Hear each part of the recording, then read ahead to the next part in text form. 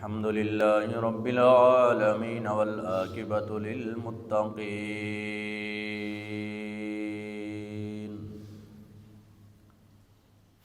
والصلاة والسلام على سيد الأنبياء والمرسلين أما بعد فأعوذ بالله من الشيطان الرجيم بسم الله الرحمن الرحيم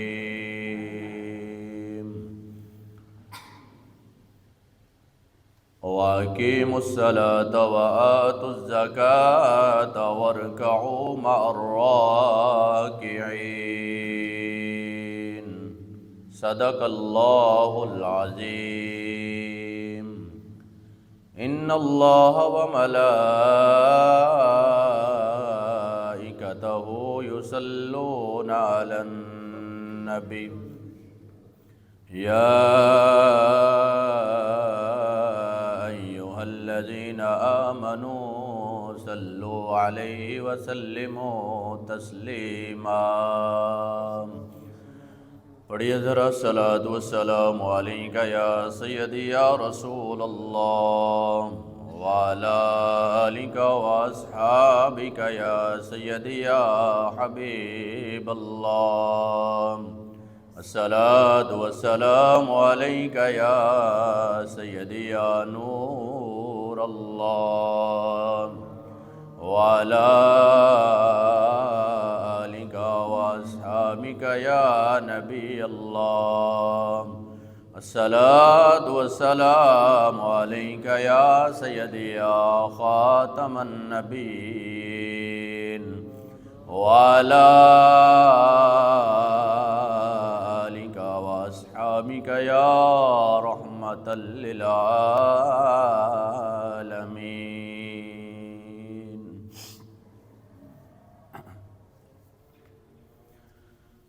بے خود کیے دیتے ہیں انداز حجابانہ بے خود کیے دیتے ہیں انداز حجابانہ دل میں تجھے رکھ لوں دل میں تجھے رکھ لوں اے جلوائے جانانا دل میں تجھے رکھ لوں اتنا تو کرم کرنا اے چشم کریمانہ اتنا تو کرم کرنا اے چشم کریمانہ جب جان لبوں پر ہو جب جان لبوں پر ہو تم سامنے آ جانا جب جان لبوں پر ہو تم سامنے آ جانا بے خود کیے دیتے ہیں دنیا میں مجھے تو نے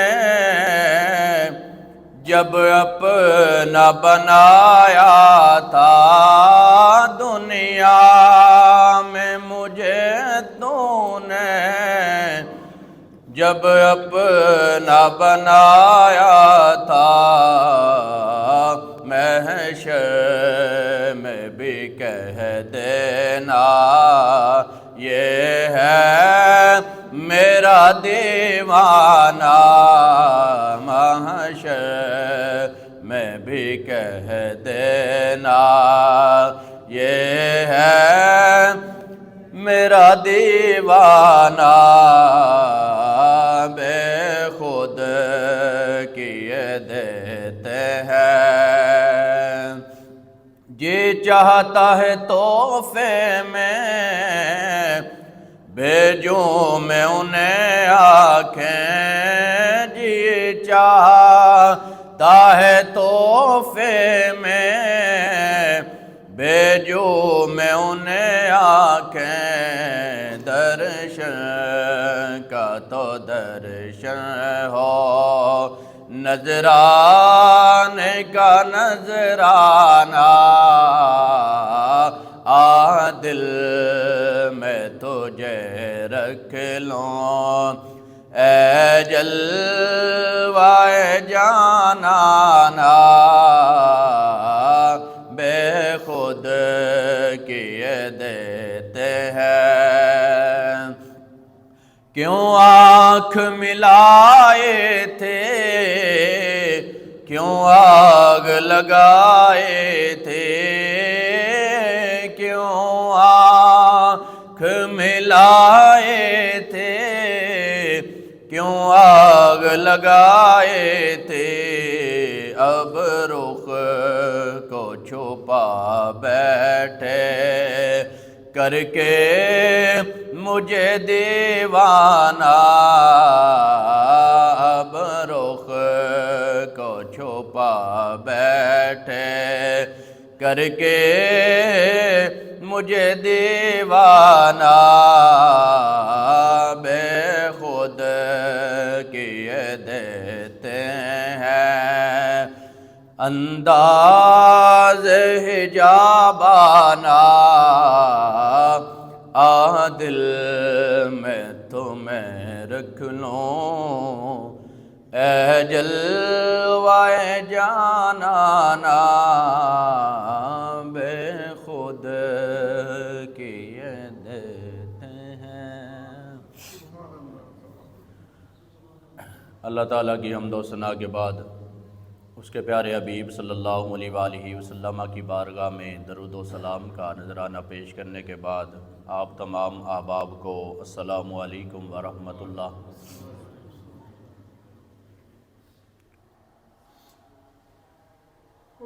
نبی کریم صلی اللہ علیہ وآلہ وسلم کی ذات پر درود و سلام پڑھا کریں، ثواب بھی ملے گا، گناہ بھی آپ کے کم ہوں گے، اللہ تعالیٰ آپ کے درجات کو بھی بلند فرمائے گا، اور انشاءاللہ تعالیٰ قبر و حشر میں بھی آپ کا بیڑا پار ہو جائے گا۔ دعا کرتا ہوں کہ اللہ تعالیٰ مجھے اور آپ کو کثرت کے ساتھ درود پاک پڑھنے والوں میں شامل فرمائے۔ میں نے آپ کے سامنے قرآن مجید فرقان حمید پہلا سپارہ ہے، سورۃ البقرہ ہے، ایک آیہ مبارکہ تلاوت فرمائی۔ اللہ تعالیٰ حق سچ بیان کرنے کی توفیق عطا فرمائے اور آپ کو سن کر سمجھ کر اس پر عمل کرنے کی توفیق عطا فرمائے۔ موضوع جو ہے وہ آج نماز کے حوالے سے ہے۔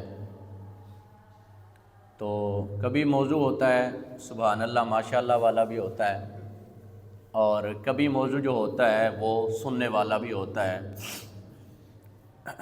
تو یہ کوئی اچھا عمل نہیں ہے کہ آپ کو بٹھا کر جنتی بنا دیا جائے اور آپ جو ہے نا وہ اصلاح کی طرف نہ آئیں، اس لیے آج ہم نے موضوع رکھا ہے اصلاح کا۔ رب نے ارشاد فرمایا وَأَقِیمُوا الصَّلَاةَ، نماز قائم کرو۔ کیا کریں جی؟ نماز، یہ میں نے کہا نا توجہ سے سننا ہے، بڑی ہو سکتا ہے کہ یہ موضوع جو ہے وہ آپ کی زندگی بدل دے، کسی ایک کی بھی زندگی بدل جائے تو اس کا بھی انشاءاللہ بیڑا پار ہو جائے گا، میرے جیسے گنہگار کا بھی ہو جائے گا۔ وَأَقِیمُوا الصَّلَاةَ، نماز قائم کرو۔ اب سمجھنے کی بات یہ ہے کہ نماز پڑھنے کا حکم نہیں، قائم کرنے کا حکم ہے۔ اچھا کئی لوگ جو ہیں نا وہ اس کا غلط مطلب نکالتے ہیں، جو نماز نہیں نہ پڑھتے، وہ کہتے ہیں نماز پڑھنے کا تو حکم ہی نہیں ہے قرآن میں۔ تو واقعی نماز پڑھنے کا حکم نہیں ہے، نماز قائم کرنے کا حکم ہے۔ اور قائم نماز جب ہوتی ہے جب مسلسل پڑھی جاتی ہے، مسلسل عمارت، یہ آپ نے ہماری جو مسجد کی عمارت ہے یہ ہم نے قائم کی ہے۔ کیا کیا ہے؟ قائم کی ہے، یہ عمارت قائم من میں کی ہے کہ اس میں پہلی اینٹ سے کام شروع ہوا ہے اور آخری اینٹ تک جو ہے وہ یہ قائم ہوتی، بولیں ذرا، قائم ہوتی نہیں۔ یہاں کسی بھی ایک دیوار میں کوئی ایک جو ہے نا اینٹ کی جگہ بھی خالی ہو تو ابھی آپ کہیں گے کہ عمارت مکمل نہیں ہے، جب تک کہ وہ آخری اینٹ نہ لگ جائے۔ تو بچہ جب سے بالغ ہوتا ہے اور قبر میں جانے تک ایک بھی نماز رہ جائے تو نماز قائم ہوتی نہیں۔ اس لیے نماز کو قائم کرنے کا حکم ہے کہ جب سے آپ پہ نماز فرض ہوتی ہے اور جب تک آپ قبر میں نہیں چلے جاتے تو نماز کی کوئی چھٹی نہیں ہے، نماز کی کوئی چھٹی۔ اور یہ کہنا نماز کی آج چھٹی کر لیتے ہیں یا کبھی نماز کی چھٹی بھی ہونی چاہیے، یہ کلمہ کفر ہے، کلمہ کفر ہے۔ اس سے نکاح بھی ٹوٹ جاتا ہے اور بندہ کلمہ کفر بھی ادا کرتا ہے۔ اس کے لیے دوبارہ ایمان کی بھی تجدید ضروری ہے، نکاح کی بھی تجدید ضروری ہے۔ بعض اوقات ایسے الفاظ بولے جاتے ہیں جہالت کی وجہ سے۔ تو رب نے ارشاد فرمایا وَأَقِیمُوا الصَّلَاةَ، نماز آپ نے قائم کرنی ہے، وَآتُوا الزَّکَاةَ، زکوٰۃ آپ نے دینی ہے، ادا کرنی ہے۔ بدقسمتی یہ ہے کہ نہ نماز پڑھتے ہیں نہ زکوٰۃ، ہاں جی ٹیکس جناب جنہ مرضی لے لو ٹیکس دیتے ہیں، ماچس کی تیلی سے لے کر نا جتنی بھی آپ چیزیں استعمال کرتے ہیں ایک لمبی لسٹ ہوتی ہے ٹیکسوں کی، ہوتی ہے کہ نہیں ہوتی؟ بل پڑا کبھی آپ نے؟ بجلی کا بل پڑا ہے؟ 2000 بل آیا ہے وہ آپ کا جو بجلی کا، اس میں سے وہ آپ کے یونٹ استعمال ہوئے ہیں 1000 روپے کے، تو 1000 اوپر کیا ہے وہ ٹیکس ہیں، وہ سارے اس کی تفصیل بھی لکھی ہوتی ہے۔ یہ بھی نہیں ہے کہ کوئی جناب وہ چوری کر کے آپ سے لیتے ہیں یا چھپا کے لیتے ہیں، اعلانیہ لیتے ہیں جناب سیل ٹیکس اتنا ہے، جی ایس ٹی اتنا ہے، پی ٹی وی فیس اتنی ہے، یہ ساری کی ساری چیزیں اس پہ لکھی ہوتی ہیں۔ اچھا وہ ٹیکس ہم بھر لیں گے لیکن ہم زکوٰۃ دیتے نہیں، زکوٰۃ اچھا زیادہ بھی نہیں ہے، زکوٰۃ لاکھ روپے ہو نا آپ کے پاس تو 2500 روپے زکوٰۃ بنتی ہے، کتنی جی؟ 2500 روپے زکوٰۃ۔ اچھا کیا فرق پڑتا ہے کہ آپ کے پاس لاکھ روپے ہوں اور 97,500 ہوں؟ زیادہ فرق پڑتا نہیں بھائی، سال میں ایک مرتبہ ہی دینی ہے نا، دل کو سمجھانے والی بات ہے، لیکن ہم وہ ادا کرتے نہیں۔ لیکن بعض اوقات ایسا بھی ہوتا ہے کہ جب زکوٰۃ کی کٹوتی کا مہینہ آتا ہے تو بینک سے پیسے ہی نکلوا لیتے ہیں۔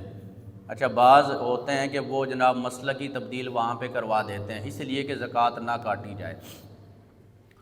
تو یہ ہماری بدقسمتی ہے، اس لیے پاکستان کے حالات جو ہے وہ آپ کے سامنے، اتنا ٹیکس دیتے ہیں یار ہم، پھر بھی ہمیں سہولتیں نہیں ہے، ہر چیز کے اوپر ہم ٹیکس دیتے ہیں لیکن ہمیں سہولتیں نہیں ہے۔ اس لیے ریاست مدینہ میں لوگ زکوٰۃ دیتے تھے، ٹیکس دیتے، اسلام میں ہے ہی نہیں ہے یہ۔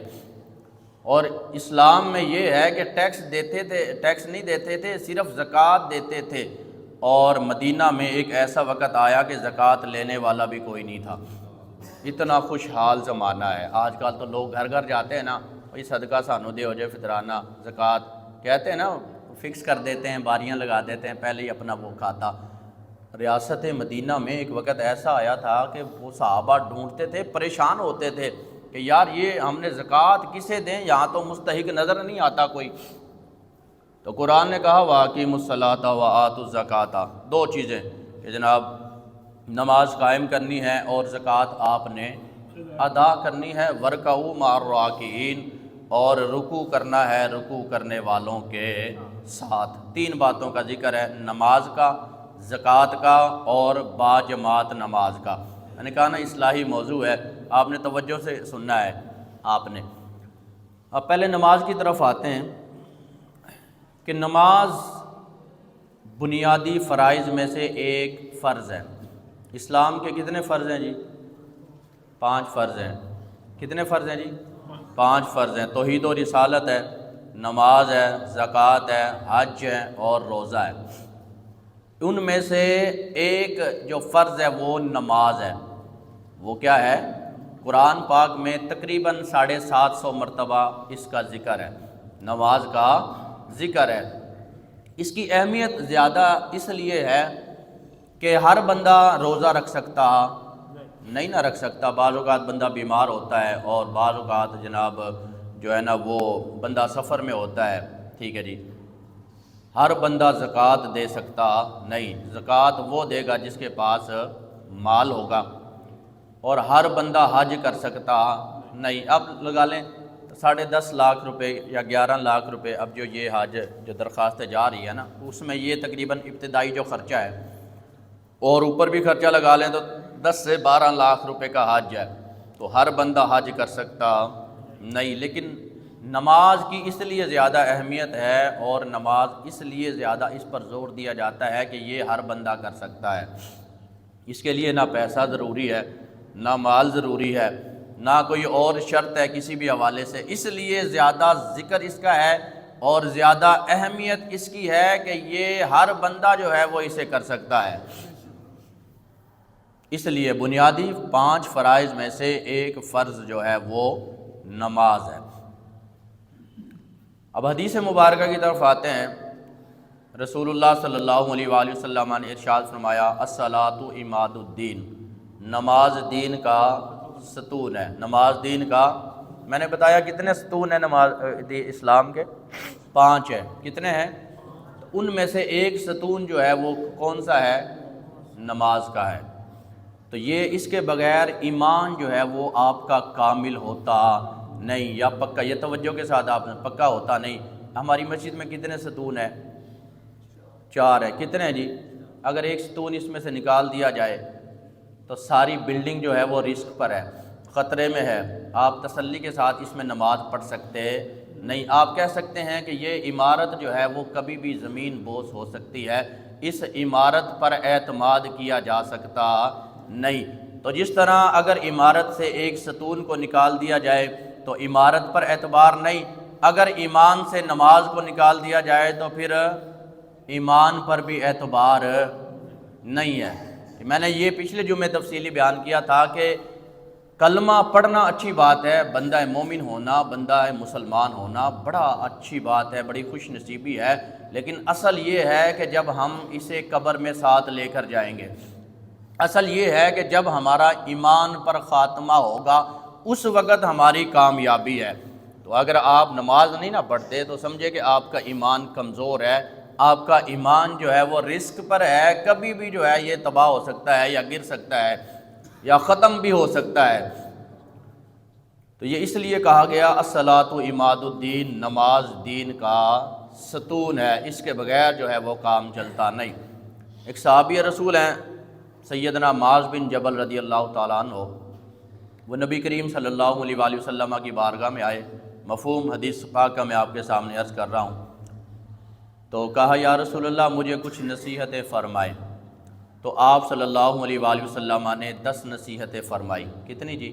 10 نصیحتیں۔ ٹائم ہمارے پاس ہوتا نہیں ہے اتنا، پہلی 3 نصیحتیں جو میں آپ کے سامنے رکھوں گا۔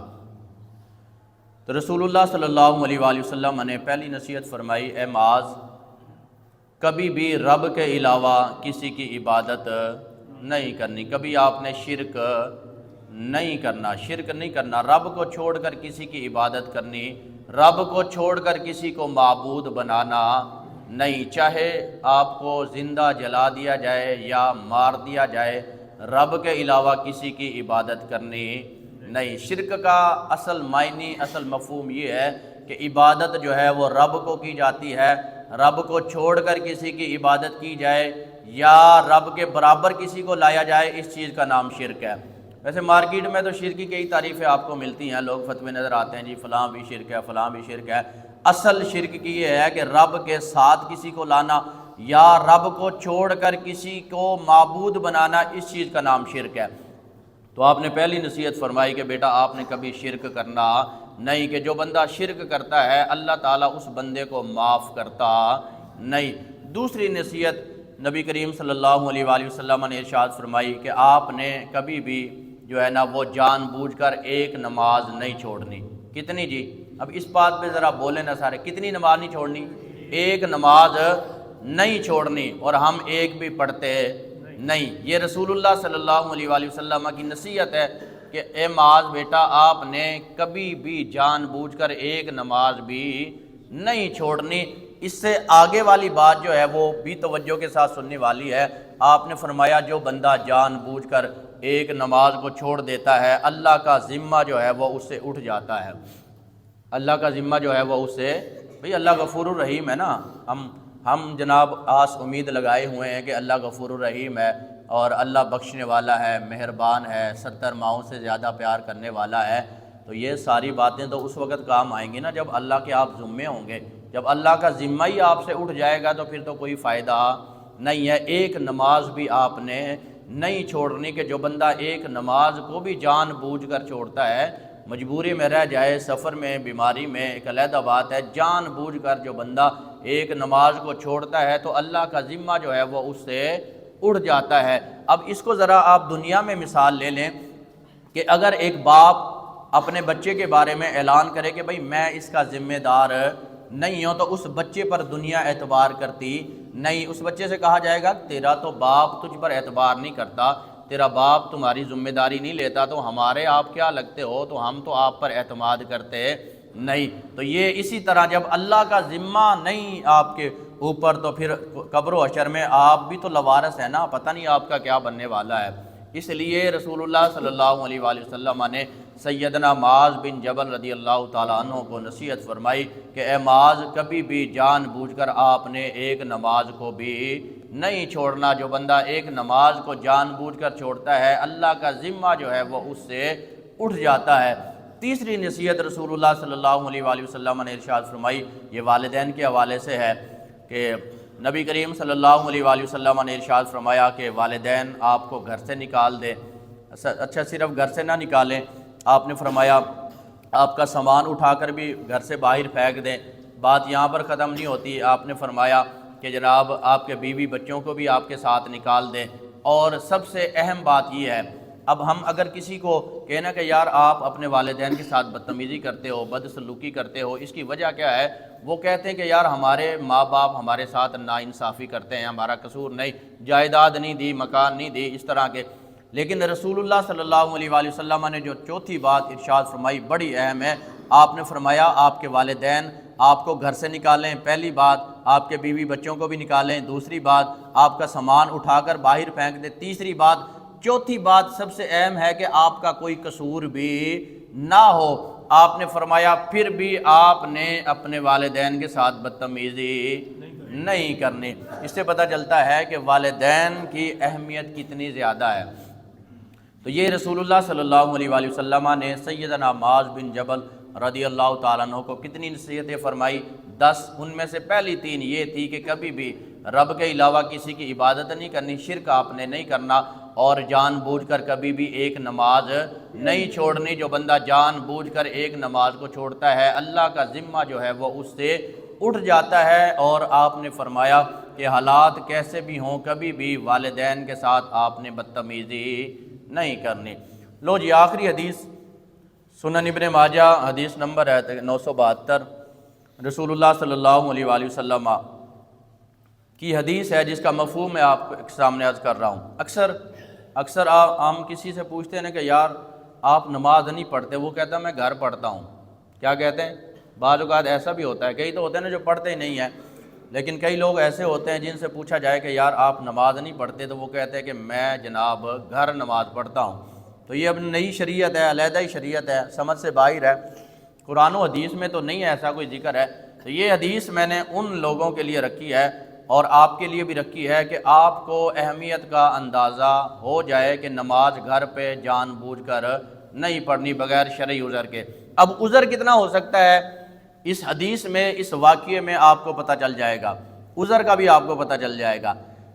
ایک صحابی ہیں سیدنا عبداللہ ابن مکتوم رضی اللہ تعالی عنہ۔ اچھا یہ بڑے معتبر صحابی ہیں اور سابقون الاولون میں سے، یعنی اس ابتدائی اسلام میں جو صحابہ اسلام لائے ان میں یہ شامل ہیں، اور ان کی اہمیت اس لیے بھی زیادہ ہے کہ یہ رسول اللہ صلی اللہ علیہ وآلہ وسلم کی جو پہلی بیوی ہیں سیدہ خدیجۃ الکبریٰ رضی اللہ تعالیٰ عنہ، ان کے ماموزاد بھائی بھی ہیں یہ۔ اچھا یہ ان کی اہمیت اور بھی زیادہ ہے کہ یہ مؤذن رسول بھی ہیں، سیدنا بلال رضی اللہ تعالیٰ عنہ کے بعد یہ مؤذن رسول بھی ہیں۔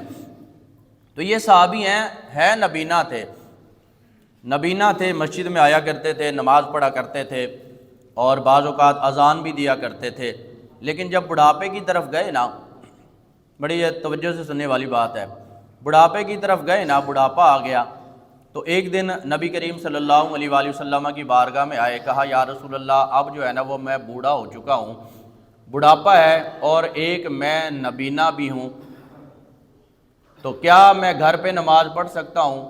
یہ پہلی بات انہوں نے بیان کی، پہلا عذر بیان کیا کہ ایک بڑھاپا ہے اور ایک میں نبینا بھی ہوں۔ کتنے عذر ہو گئے؟ دو۔ کتنے عذر ہو گئے؟ جائز ہیں جی، شرعی عذر ہیں جناب، نبینا ہونا بھی شرعی عذر، بڑھاپا بھی شرعی عذر ہے، دو عذر آپ نے بیان کیے۔ تیسرا کہا یا رسول اللہ میرا گھر جو ہے وہ مسجد سے دور ہے۔ کتنے عذر ہو گئے؟ تین عذر ہو گئے کہ نبینا بھی ہیں، بڑھاپا بھی ہے اور مسجد سے گھر بھی دور ہے۔ چوتھا عذر بیان کیا کہ رستہ بھی ٹھیک نہیں ہے، رستہ بھی ٹھیک، بھئی رستہ ٹھیک نہ ہو تو عام بندہ بھی مشکل میں آ جاتا ہے، تو نبینا کے لیے کتنی مشکل ہوگی۔ عذر کتنے ہو گئے؟ چار عذر ہو گئے، جائز عذر ہیں جی سارے۔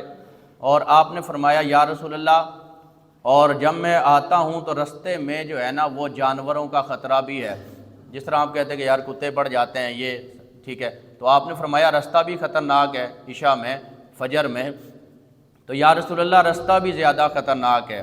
اور اس کے بعد کہا یا رسول اللہ مجھے مسجد میں لانے والا بھی کوئی نہیں ہے۔ بات سمجھ آ گئی؟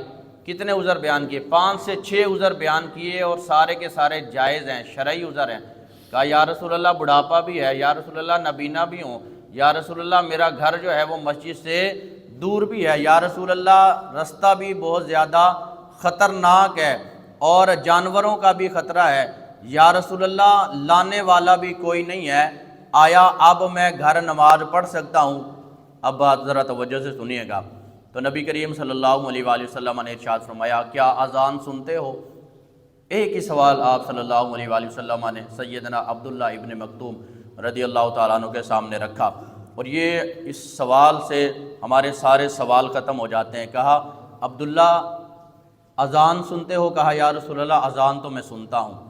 تو کہا جب اذان سنتے ہو تو اب بتاؤ کون سی چیز ہے جو تمہیں مسجد نہیں آنے دیتی؟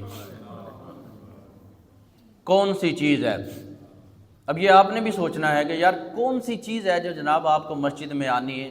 وہ اذان سنتے ہو نا، اب تو کوئی جواز ہی نہیں نا بچتا کہ اذان نہ سنی جائے۔ سپیکر لگے ہوئے نا، سپیکر لگے ہوئے نا مسجد میں، سیرم والی میں 20 سے 22 مساجد ہیں، ہر مسجد میں سپیکر لگا ہوا ہے۔ سیرم والی میں کوئی بندہ یہ دعویٰ نہیں کر سکتا کہ میں نے اذان نہیں سنی۔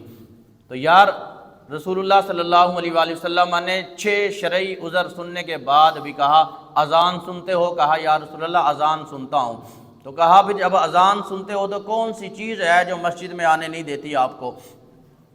تو اس کے بعد جو ہے کبھی انہوں نے دوبارہ نہیں کہا یا رسول اللہ میں گھر نماز پڑھوں گا۔ تو آپ کو کیا مسئلہ ہے کہ جناب آپ گھر نماز پڑھیں یا آپ نماز پڑھیں ہی نہ؟ تو یہ آج کا ہمارا موضوع ہے، اور یہ یاد رکھیں رسول اللہ صلی اللہ علیہ وآلہ وسلم نے ارشاد فرمایا مومن اور مشرک کے درمیان فرق نماز ہے۔ کون سا فرق ہے؟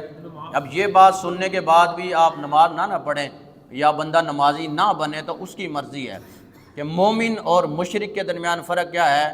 مشرک کا ٹھکانہ کہاں پہ ہے؟ جہنم میں۔ مومن کا کہاں پہ ہے؟ جنت میں۔ کتنا فرق ہے؟ لیکن یہاں پر کہا نماز فرق ہے۔ نماز ہے بھائی، کلمہ پڑھا ہے آپ نے، اچھی بات ہے، مسلمانوں کے گھر پیدا ہوئے اچھی بات ہے، نماز نہیں نہ پڑھتے آپ، قیامت کے دن آپ سے کہہ دیا جائے چلو یار آپ جاؤ مشرکوں کی طرف جا کر کھڑے ہو جاؤ، وہاں پر کیا کہو گے آپ؟ تو وہاں پر پھر آپ کی کوئی بات سننے والا نہیں ہے۔ آپ نے سنا ہے رب غفور الرحیم ہے، رحمان ہے، 70 ماؤں سے زیادہ پیار کرنے والا ہے، لیکن اللہ الصمد، اللہ بے نیاز بھی ہے، یہ بھی ذہن میں رکھا کریں۔ سارے بھی جہنم میں چلے جائیں اسے کوئی فرق پڑتا نہیں، اللہ جبار اور قہار بھی ہے۔ اللہ نے قرآن میں یہ بھی کہا ہے کہ ان بطش ربک لشدید، کہ رب کی جو پکڑ ہے وہ شدید ہے۔ رب کی جب رب کی بندہ پکڑ میں آ جائے تو پھر بندہ بچتا نہیں۔ تو یہ موضوع میں نے آپ کے لیے اس لیے رکھا ہے کہ آپ نماز پڑھتے نہیں، اور گھر پڑھتے ہیں تو اس کا بھی کوئی شرعی عذر بنتا نہیں۔ بہت زیادہ کوئی مجبوری ہو نا، تو بندہ بہت زیادہ بارش ہو، ٹھیک ہے، اور کیچڑ وغیرہ رستے میں ہو، گھر پہ کوئی آپ کی مائیں بہنیں جن کے لیے کوئی خطرہ ہو، گھر میں کسی مال کے لیے خطرہ ہو، پھر بہت زیادہ یہ کم وجوہات پائی جاتی ہیں اتنے جدید دور میں، ورنہ آپ کو جو ہے وہ مسجد میں آ کر نماز ادا کرنی چاہیے، ٹھیک ہے، یہ آپ سمجھیں گے تو آپ کی مرضی ہے، فائدہ ہوگا، نہیں سمجھیں گے تو کوئی بات نہیں، قبر میں آنکھ کھلنے کی دیر ہے تو یہ سب کچھ جو ہے نا وہ آپ کو سمجھ آ جائے گا، اور دوبارہ جب آنکھ حشر میں کھلے گی تو اس وقت آپ کو سمجھ آ جائے گا۔ قرآن نے کہا، قرآن نے حضرت بیان کی کہ جب حشر کے دن نہ بندہ دیکھے گا کہ میں نے تو نماز بھی نہیں پڑھی ہے، کچھ بھی کام نہیں کیا، تو بندہ کہے گا باری تعالیٰ ایک مرتبہ بھیج دینا ذرا واپس، تو اب میں ایک بھی گناہ نہیں کروں گا، ایک بھی نماز چھوڑوں گا، لیکن اس وقت جو ہے وہ موقع ملنا نہیں۔ اگر آپ زندہ ہیں، سلامت ہیں، تو آج آپ کے پاس موقع ہے، زندگی میں کبھی بھی جان بوجھ کر نماز نہ چھوڑے، اور کبھی بھی جان بوجھ کر گھر پہ نماز نہ پڑھے، با جماعت نماز ادا کریں۔ اس لیے ورکعوا مع الراکعین قرآن نے کہا نماز قائم کرو، ٹھیک ہے، اور نماز پڑھو رکوع کرنے والوں کے ساتھ، آپ نے رکوع آپ نے کرنا ہے، با جماعت نماز کا حکم ہے۔ اللہ تعالی ہمیں 5 وقت کا نمازی بنائے، آمین ثم آمین، وما علینا الا البلاغ المبین۔